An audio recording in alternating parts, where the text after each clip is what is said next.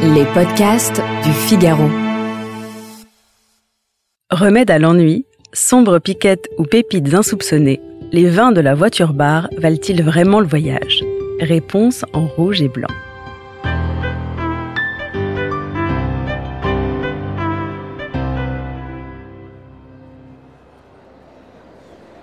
Gare de Marseille-Saint-Charles, 16h50, voie E.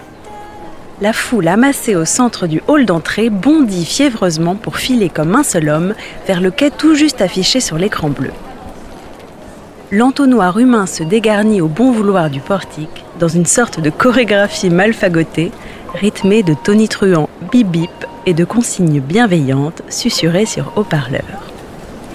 Solidement amarrés à leurs valises, les voyageurs grimpent au compte-gouttes au gré des wagons.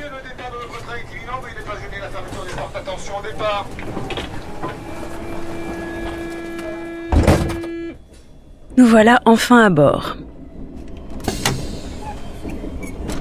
Au bout du couloir, la voiture-bar attend son heure. Aux effluves de javel de la première succèdent les parfums plus bigarrés de la seconde. Lait en poudre, transpiration, eau de Cologne, soupe tiède, et au bout de l'allée, au-dessus d'une dame au chignon bas et l'air absent, une auréole de Chalimard. Au premier étage de la voiture 14, une longue file se presse déjà le long du comptoir en PVC, hérissé de maigres encas copieusement plastifiés. Madeleine pur beurre, cake citron pavot, chips BCBG cuites au chaudron. 17h04. Trop tard pour un café, mais trop tôt pour un verre de vin. Les indécis s'autorisent une bière. 4,50€ pour une Heineken, 6,10€ pour une Gallia. Bon, blonde et non filtrée, une mousse de connaisseur.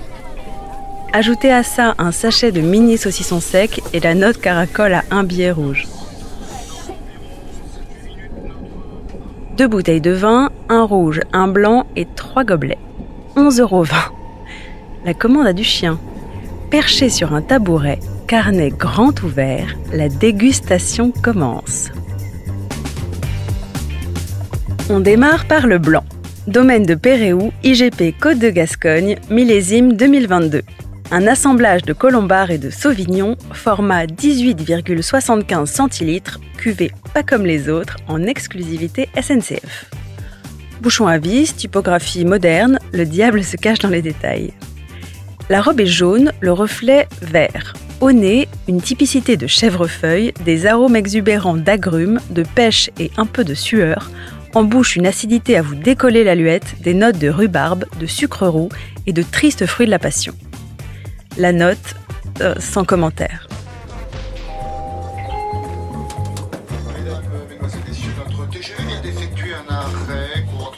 Sur la tablette, le rouge attend sagement son tour. Autre contrée, même nom de cuvée. Un château Homero en AOP Bordeaux, issu du sacro-saint du haut régional.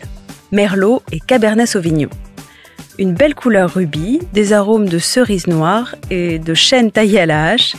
Une bouche ample, vocodée, tannique, qui passe d'innocents fruits rouges à des accents plus carnassiers, presque un appel au croque-monsieur. La note, satisfaisant. À notre gauche, un cinquantenaire monté à Aix s'offusque de l'absence de rosé. À l'heure où nous bouclons l'enquête, la réclamation est en cours.